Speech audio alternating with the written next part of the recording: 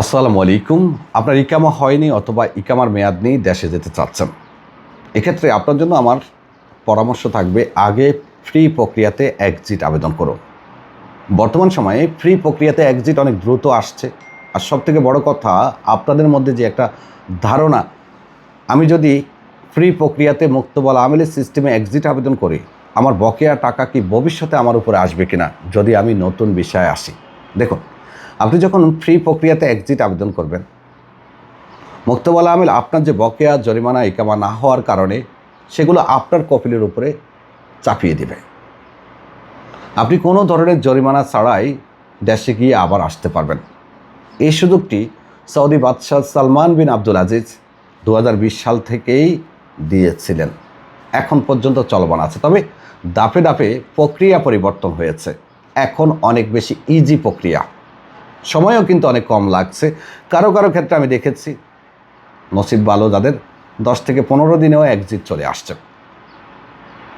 চলুন আজকে পুরো প্রক্রিয়াটা আরও একবার জানাই। হয়তো অনেকের মধ্যে প্রশ্ন থাকতে পারে, একই প্রক্রিয়া কেন বারবার জানাচ্ছেন।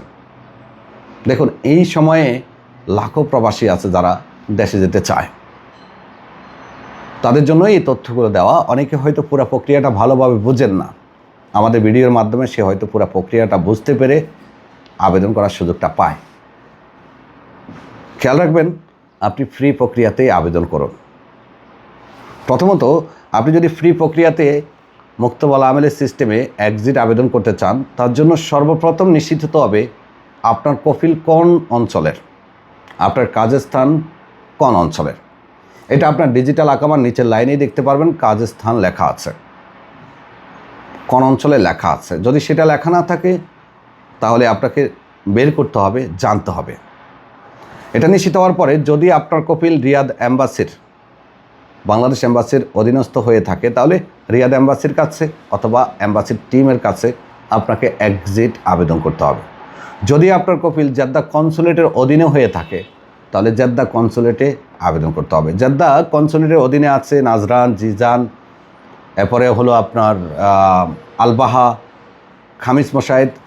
শুক্রবারে এবং শনিবারে কিন্তু খামিস মোশাহিদে থাকবে। এছাড়াও আছে জেদ্দা, মক্কা, আল্লেত, এগুলো সবগুলোই জেদ্দা কনসুলেটের অধীনে।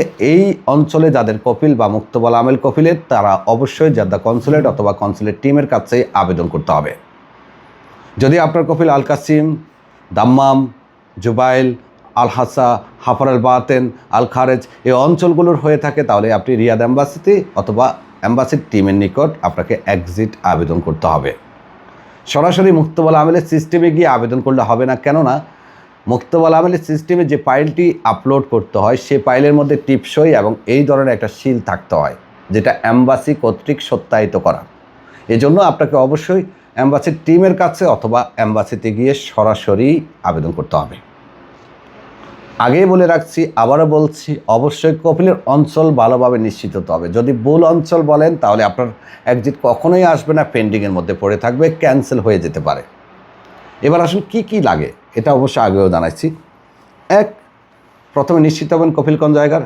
2, ইকামার কপি এবং পাসপোর্ট কপি নিয়ে সরাসরি চলে যাবেন এম্বাসির টিমের কাছে অথবা এম্বাসিতে গিয়ে সেখানে তাদেরকে বললে তারা আপনাকে আবেদন প্রক্রিয়া শেষ করে একটা সিল দিয়ে দিবে। তারপরে যে ফাইলটি পাবেন সেটা যদি এম্বাসি থেকে অনলাইন করে দেয়, সাথে সাথে আপনার মোবাইলে HRSD থেকে একটা মেসেজ আসবে। আর যদি তারা অনলাইন না করে তাহলে সেটা আপনাকে বাহির থেকে অনলাইন করতে হবে। অবশ্যই খেয়াল রাখবেন, আপনি যখন অনলাইন করবেন অবশ্যই টিপসই দিতে বলবেন না, কারণ অনেক অনভিজ্ঞ লোক ইদানিং অনলাইন করে দিচ্ছে, কিন্তু তারা জানেই না যে অনলাইনের প্রক্রিয়াটা কী। তাই অভিজ্ঞ কারো কাছে গিয়েই অনলাইনটা করবেন। চাইলে বিনমিশাল ট্রাভেলসেও আপনি যোগাযোগ করতে পারেন। এবার আসুন, প্রথম যে ধাপটা সেটা শেষ হতে কতদিন সময় লাগে। প্রথম ধাপ মুক্তবল আমেলের।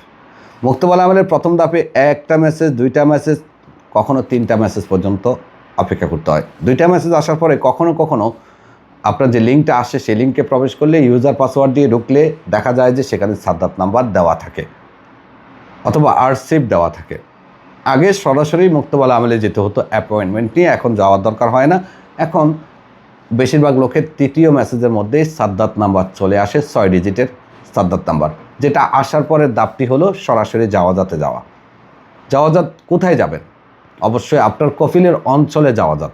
আপনার মুআসাসা বা কোম্পানি যে অঞ্চল থেকে খোলা, প্রত্যেকটা অঞ্চলে আলাদা জাওয়াজাত, আলাদা মুক্তবালা আমেল হয়, সেই জাওয়াজাতে যেতে হবে।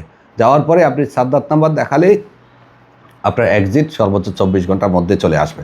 অবশ্যই এই ক্ষেত্রে কখনো কখনো জাওয়াজাতের ক্ষেত্রে কখনো কখনো একটু সমস্যা তৈরি হয়, তো তার জন্য আপনি চাইলে বিকল্প সাহায্য নিতে পারেন। এটা হলো প্রথম ধাপটা হলো এক্সপেন্সিভ, ইম্পর্টেন্ট।